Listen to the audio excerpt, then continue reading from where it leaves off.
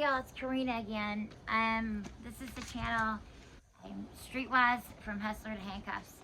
And what I'm doing is doing an audiobook, sections at a time, called the Outlaws Bible. It's by Easy Boozy. Alright? And I left off with wiretaps. And we're still on chapter 2. And we're talking about wiretaps. I'm just going to dive right in. Police spend a sizable portion of their time these days setting up crimes of their own so they can bust whoever is willing to participate with them. They impersonate buyers and sellers of drugs, stolen goods, prostitution, murder contracts, bribes, or anything else that's illegal. The AB scam and DeLorean investigations are well-known examples of this type of scam. The FBI alone conducted 316 such probes during 1983, and they're earmarked $12.5 million for undercover work in 1984. Legislatures have been worried about this sort of police activity since it's often directed at their own lily white necks instead of at a lowly bunch of ghetto tramps. Following the lead of the Senate Select Committee, which deliberated on the subject in 1982, the Democratic majority of a House subcommittee recently recommended that the cops be required to get a warrant before launching a secret probe. It's unlikely that there will be any such legislation in the near future, however, and for the time being, everyone is fair game for an undercover sting. Aside from their spying and entrapment activities, the police are capable of a variety of other dishonorable things that the ordinary citizen doesn't realize. The author can testify from personal experience that they will falsely put physical evidence and coach witnesses to tell lies in order to assure that their criminal prosecutions will result in conviction. They occasionally carry around small quantities of dope to plant on people in order to create the pretext for an excuse to hold them. Some of them even keep an untraceable handgun in their squad car in case they shoot someone who turns out to be unarmed. The throw-down gun is simply tossed near the body so that the officer can easily vindicate himself by claiming that he had shot him in self-defense. Once the police have enough evidence to justify bringing charges against somebody, they go through a litany of legal procedures which accumulates in the suspect's trial. First, they file a complaint with the grand jury, and it in turn issues an indictment, the formal charge. Based on the indictment, a judge then issues a warrant, authorizing them to arrest the person. They can skip the grand jury if they want to, and the judge will still give them their warrant, but then they have to issue their own version of the indictment, which is called an information.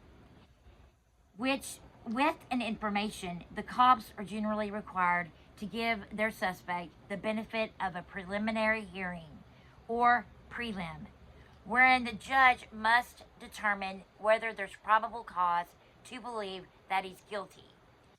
The cops generally prefer to avoid this, since it gives the suspect a chance to block their prosecution. The grand jury indictment, on the other hand, is practically a sure thing. With their warrant in hand, the cops are ready to arrest their man. If they have probable cause to believe that he's guilty of a crime, they can arrest him without a warrant and do the paperwork later. Either way, the arrest that follows is standard operating procedure, which is familiar to all TV viewers. They inform the suspect that he's under arrest, read him his rights, frisk him for weapons, put him in handcuffs, and cart him off to jail. This is the ultimate high for a cop, especially if he has an audience. In one dramatic and glorious spectacle, it gives expression to everything that holds purpose for him in his life. Chapter 3, the courts.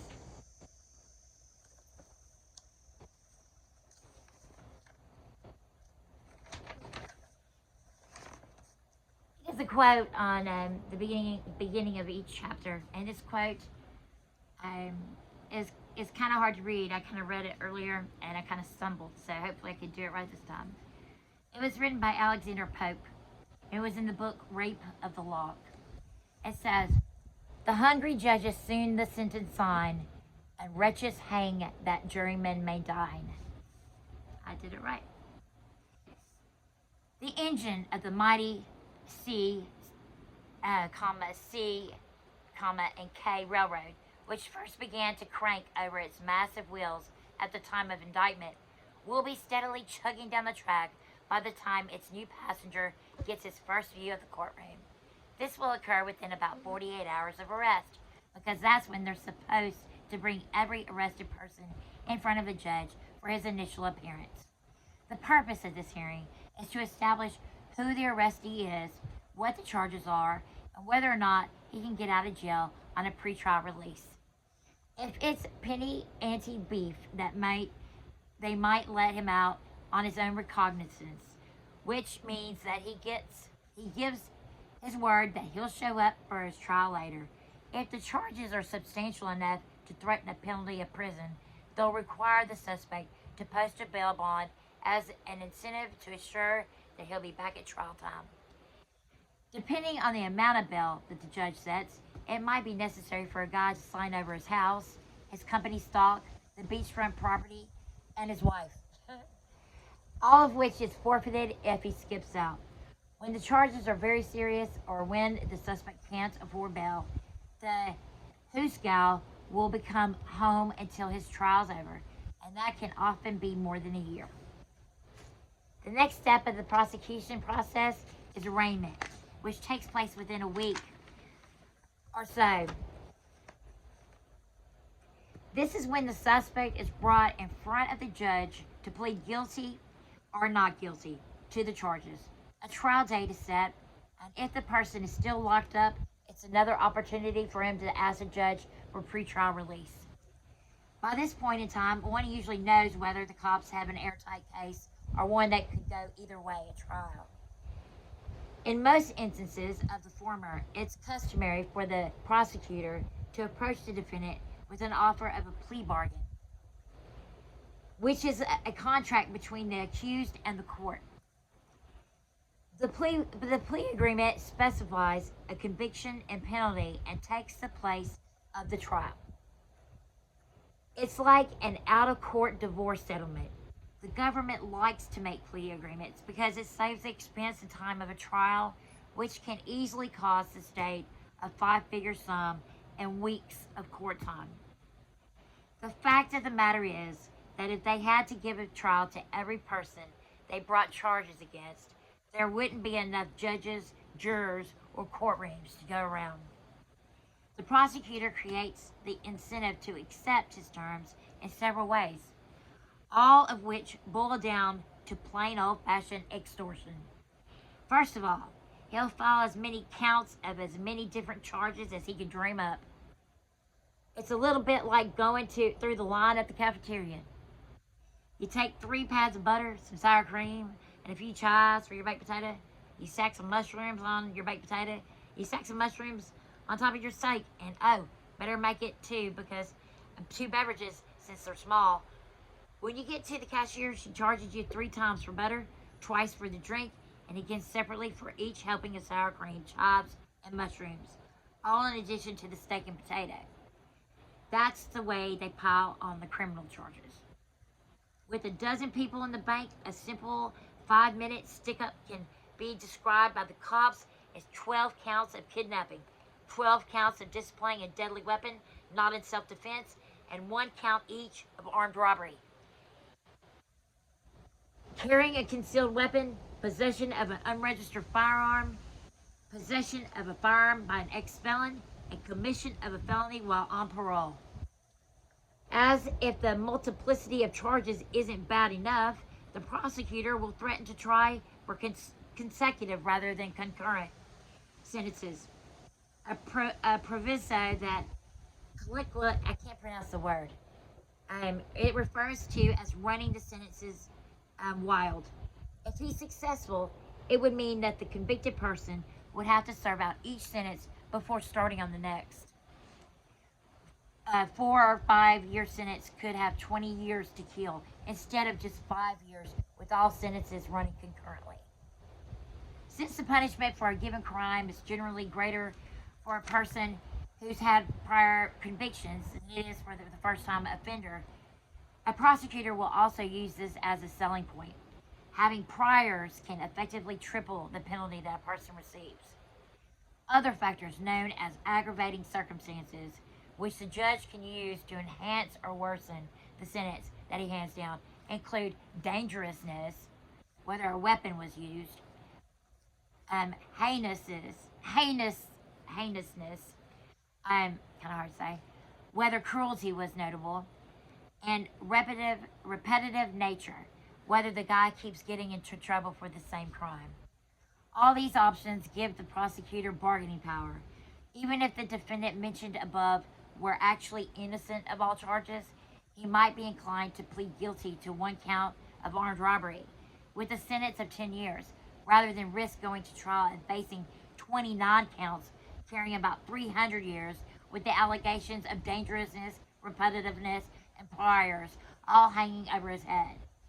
Having been through the system before, he'd be all the more likely to sign because he's already seen how easily the courts can railroad a person when they want to. If the prosecutor can't scare his defendant into signing a plea agreement, or if he wants to take the case to trial so he can write a book about it and get more publicity for himself, the next event will be the pretrial hearing. This is when the defendant's lawyer tries to get the judge to throw out the prosecutor's evidence. To do this, he accuses the cops of acquiring their evidence by violating his client's rights. When they can't refute his charge, the judge is supposed to suppress the evidence, which means that they can't use it. No evidence, no case. This is the juncture at which most of the information in this book will prove its value, because the wise reader will pay close attention to the constitutional limits that are drawn and conduct himself and his affairs in such a way that the cops won't be able to get evidence against him legitimately. Anything they get on him will have to be acquired through a constitutional violation and will be properly squashed at the pretrial hearing.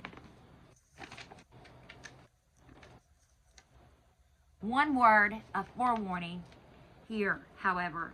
Frequently, the judge doesn't do his job and allows evidence into the trial which should have been suppressed. When that happens and the defendant gets convicted because of it, he has to go to prison and work with, and I'm sorry, when I look up, I lose my spot. He has to go to prison and work his way back into court on appeal so that the evidence can be suppressed as it should have been in the first place.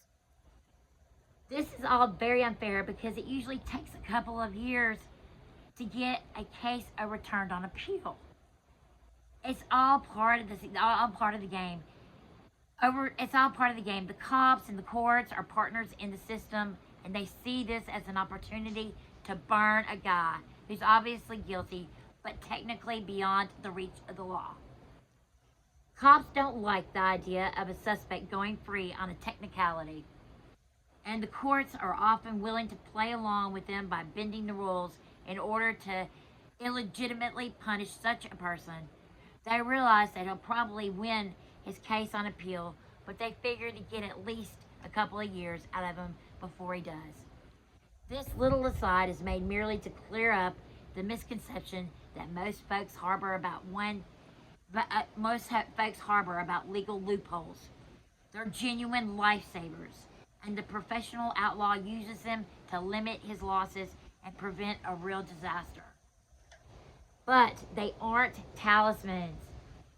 Metaphorically speaking, they'll protect you from the knockout punch, but they can't always guarantee that you won't get skinned up a little. Everything comes to a climax with the trial, which is the system's mechanism for branding the defendant as government property. Theoretically, it's a formal arena where a wise and impartial judge and a disinterested panel of civilians hear both sides of the story, the defendants and the cops. The prosecutor strives to convince them that the defendant is the devil himself and should be shown no mercy, while the defendant's lawyer tries to show that the whole affair is a terrible mistake and that his client hasn't done anything to deserve punishment. The jurors have to decide what the facts are while the judge tells them what the law is. After doing some more deciding, the jury eventually either acquits the defendant, which means that he's free to go home. Two, convicts him, which means that he must be sentenced to some kind of punishment.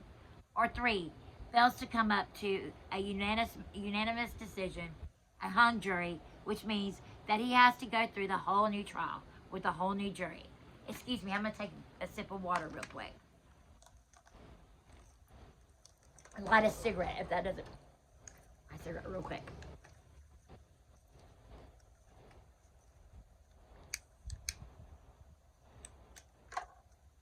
Alright. This is interesting. Okay. Let me see where I left off. Alright.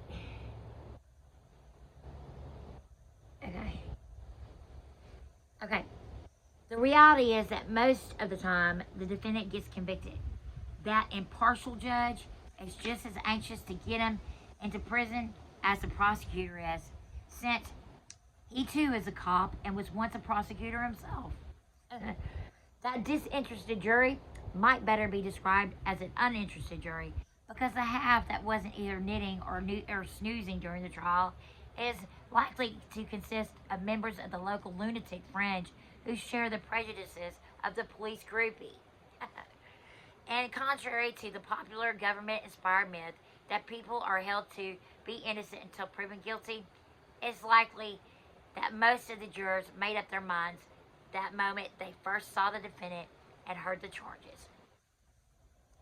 The average citizen's faith in government, coupled with the lack of personal experience to the contrary, leads him to assume that a man standing trial must be guilty, or otherwise he wouldn't be there. The Irish-American social satirist Finley Peter Dunne parodied jury deliberation in the following manner: testimony out of the window, and consider three questions. Did Lutgert look as though he'd killed his wife? Did his wife look as though she ought to be killed? Isn't it time we went to supper? After the bad news comes in from the jury, there's one more stop that the legal locomotive makes on its way through the courthouse.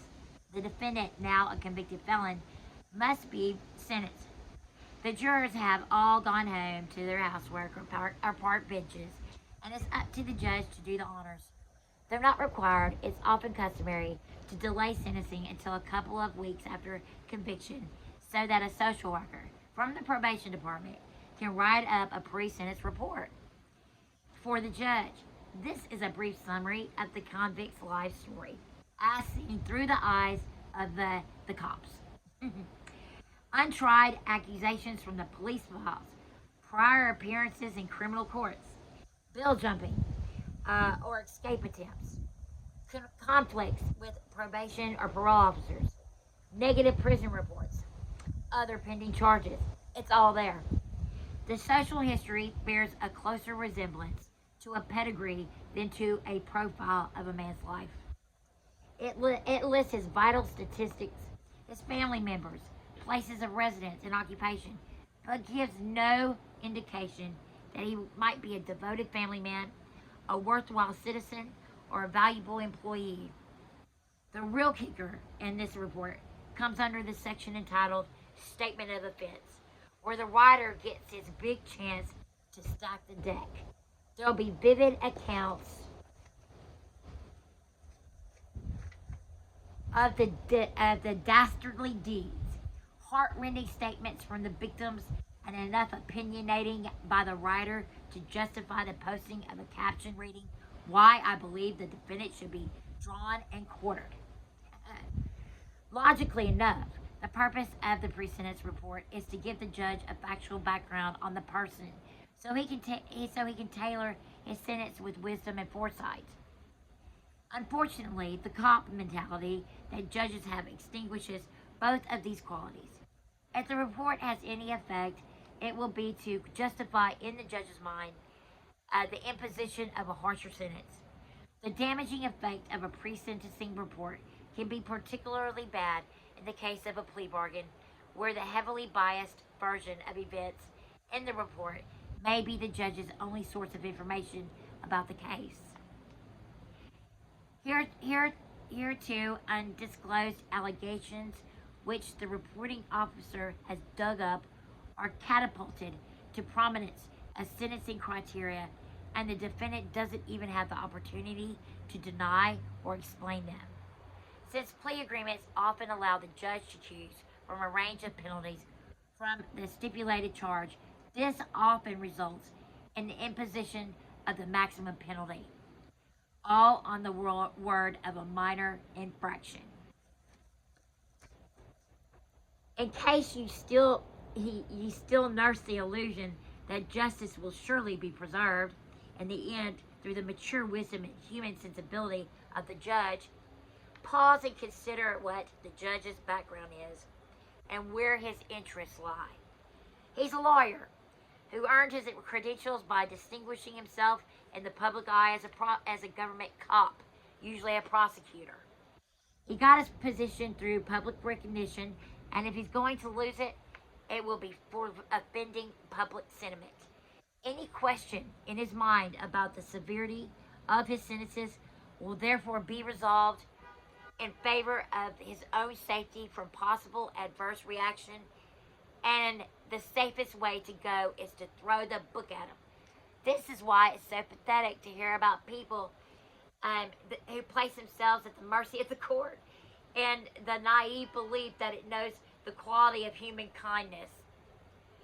That fatherly old gentleman who tells you that he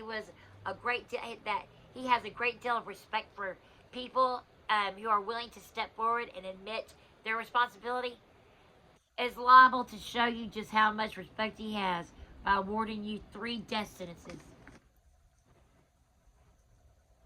Here's another quote. It's about the courts. The first thing we do, let's kill all the lawyers. William Shakespeare. I've heard that one before. Having briefly described what goes on in the trial court, it's worthwhile now to devote a few lines to the lawyers. After all, they're the ones who run the place. The judge, who you've already met, is the head honcho. All the other lawyers and clerks in the courtroom know a kowtow and fawn before him like vassals of a medieval king. They call him Your Honor, and refer to the Honorable Judge and so-and-so, and his Honorable Court. Always be careful to capitalize the written words. Everybody rises when his honor enters the courtroom. The most active players in the courtroom, farce are the trial lawyers, the prosecutor, and the defense counsel. The prosecutor is a cop. Excuse me, I gotta stretch my leg out. The prosecutor is a cop who specializes in the legal. Excuse me. It's a cop who okay, let me start. This is funny. The prosecutor is a cop who specializes in the legal aspects of police work to represent the accused, although he might draw his paycheck from the government if the defendant can't afford to pay. The government keeps a stable of lawyers on contract for just such occasions. The public defenders, they're usually youngsters or people who are new to the area and haven't yet built up a busy office practice of their own. As you might imagine, it's in the best interest of a defendant to get a highly skilled lawyer who has the time and motivation to give him the most vigorous defense possible. This is where money makes the difference. The public defender is paid a very small fee for each case, so he's motivated to take on as many of them as possible and handle them in assembly line fashion. The heavy caseload of most courts make it a virtual certainty that he'll be overworked, and the only way he can keep up is by resolving a large percentage of his cases through plea bargains. The privately paid attorney, on the other hand, can afford to apportion his time so as to allow him to develop an effective defense for his client and pursue it to the bitter end in court. Moreover, he's often socially in a position to pay off the judge, which the public defender and his indigent client have neither the cash nor the connections to accomplish. Ain't that true? A 17th century commentator once observed that a man may as well open an oyster without a knife as a lawyer's mouth without a fee. And it remains equally true today that a criminal defendant's hope for a favorable outcome will be directly proportional to the size of his bankroll. Some folks would say that this is unfair, that every defendant should be entitled to the same high level of competency, attention, and care with his legal defense, regardless of his ability to pay.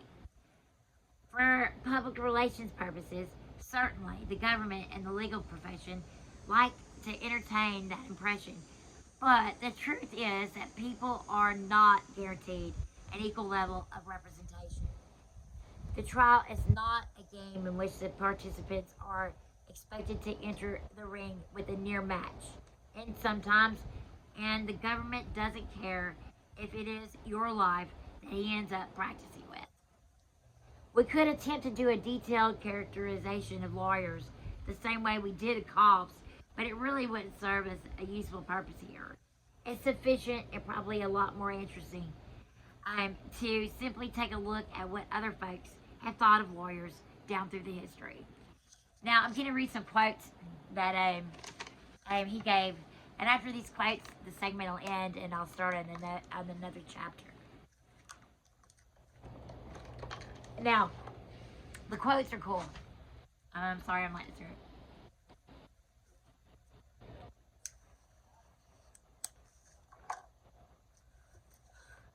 Okay, this was said by Socrates, okay? Socrates says, he has practiced deception and retaliation and has become stunted and warped. And so he has passed out of youth into manhood, having no soundness in him. And he is now, as he thinks, a master in wisdom. Such is the lawyer. Okay, Jesus Christ is quoted as saying, woe to you lawyers also, for you load men with burdens hard to bear, and you yourselves do not touch the burdens with one of your fingers. Jonathan Swift in 1727 said, you have clearly proved that ignorance, idleness, and vice are the proper ingredients for qualifying a legislature, that laws are best explained, interpreted, and applied by those whose interests and abilities lie in perverting, confounding, and eluding them. Oliver Goldsmith, 1768. Lawyers are always more ready to get a man into trouble than out of it. That's true. Samuel Taylor Coleridge, in 1820. He saw a lawyer killing a viper on a dunghill hard by his own stable, and the devil smiled, for it put him in mind of Cain and his brother Abel. Henry Peter, Lord Brougham, in 1840. A learned gentleman who rescues your estate from your enemies and keeps it to himself. Oscar Wilde, 1890. Lawyers have been known to wrest from reluctant juries triumphant verdicts of acquittal for their clients, even when those clients, as often happens, were clearly and unmistakably innocent. Carl Sandburg, 1930. Why is there always a secret singing when a lawyer cashes in? Why does a horse snicker hauling a lawyer away? Grace Hibbard, an honest lawyer, book just out. What can the author have to say? Reprint perhaps of ancient tome, a work of fiction anyway. Well, there's a couple more pages until the next chapter, so I shall read on. The job of the court is to air both sides of the controversy and let the judge resolve it according to what the written law says, of which he professes to be expert. There are big laws, such as the Constitution, medium-sized laws, such as the statutes, and small laws, such as the case law that the courts themselves create. When there's a conflict between them, the bigger law is supposed to take precedence over the smaller one, and the party backed by the bigger law wins over his adversary. That's the way it's supposed to be, anyway. In practice, the courts generally do their utmost to rule in favor of the government, even when the individual has the bigger law in his corner. They do this by twisting their reading of the law. It's a process known as construction, so that they can make it seem to say what they want it to say. They see nothing wrong with straining the words and stretching the meaning of the law when it suits their purpose. They're all for playing by the rules as long as the government wins, but when those rules sustain the individual citizen, the courts claim that it's not a game anymore, so they don't have to recognize them. That dualistic black and white mentality that's so characteristic of the cop is at the bottom of this attitude. As one Supreme Court cop revealed, they see themselves as being charged with the twin purposes of the conviction of the guilty and the vindication of the innocent. And to judge from recent rulings, the functional corollary, I can't pronounce the word, let me spell it, Corollary, to this Iron Hill principle is that the end justifies the means. New laws that are likely to benefit the citizen are held to be non-retroactive, so that prisoners can't use them to overturn their unfair convictions. Yet new laws which support police endeavors are cheerfully given retroactivity. In matters where the courts have discretion, they invariably back the cops and rebuff the defendant. They'll go out of their way to slap him down if he's winning. But when the defendant comes begging for a smidgen of justice, they'll tell him that it's not their job to do what's prudent or appropriate, but only what is constitutionally compelled. When a citizen is confronted by the law in all its technical perplexity, it's common for him to exercise poor judgment out of ignorance or mental instability. Instead of observing common notions of fair play and an understanding of human frailties, the court grasps this as an opportunity to pin the defendant down to the letter of the law. Unwise blunders, such as the making of incriminating statements and admissions of guilt, are welcomed and encouraged by the courts. And if a defendant further entangles himself in the government's web by foolishly giving away all his constitutional rights, that pleases them even more. There are several different types of courts, but for the purpose of this book, we shall consider only the three types involved with criminal cases: trial courts, appeal courts, and grand juries. Trial courts are where all the prosecutions and lawsuits take place, and they consist of two levels: the limited jurisdiction courts and the general jurisdiction courts. A limited jurisdiction court is portrayed on the popular television program People's Court. Various petty affairs are handled in these courts, and criminal matters are generally limited to misdemeanors that carry no more than a year in jail and a $1,000 fine. They're called by a number of names: Justice of the Peace Court, City Court, Municipal Court, Police Court, Mayor's Court, Magistrate's Court, and Claims Court. The judge runs a one-man show, so things tend to move along pretty quickly there. Although the ostensible, I'm learning new words, y'all, mission of such courts is to impartially apply the law, most of the city and county governments that run them are in fact dependent upon their ability to generate public revenues through fines. They also serve to intimidate local citizens and to desired patterns of behavior and persuade drifters to keep on traveling. General jurisdiction courts are where the felony prosecutions and big lawsuits take place, and most of the time handle a few misdemeanor cases and appeals from limited jurisdiction courts as well. Federal ones are called district courts, whereas those which are run by the various states are known by names such as Superior Court, Criminal Court, Circuit Court, Chancery Court, Common Pleas Court, County Court, Recorder's Court, and District Court. This is the kind of court portrayed in Perry Mason episodes, with the jury, the battling lawyers, and all the other rigmarole that comes to mind when one thinks of a trial. General jurisdiction courts don't actually sit to impartially apply the law in any more real sense than the limited ones do. As we've discussed previously, they exist in order to assert the will of the government. By imposing penalties on behalf of the cops, they protect the status quo for the ruling class. They dispatch as many folks as possible from the hands of the cops into the hands of the keepers, thus fueling the system with the bodies it needs to continue functioning. They intimidate citizens into snitching on others, thus expanding the range of police investigations. They also exert an intimidating effect on the behavior of the general population by deterring people from doing things that the government doesn't want them to do, which it labels as crime. If the parties are satisfied after a case has gone through trial, it might proceed on to the second major type of court, the appeals court. There's no jury in an appeals court.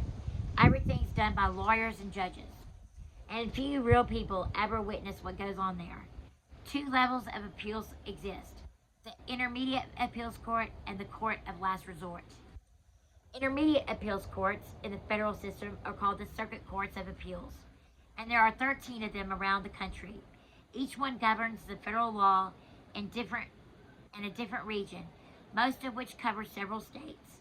The corresponding state courts are generally called courts of appeals, although New Yorkers had to be different by calling theirs the Appellate Division Supreme Court.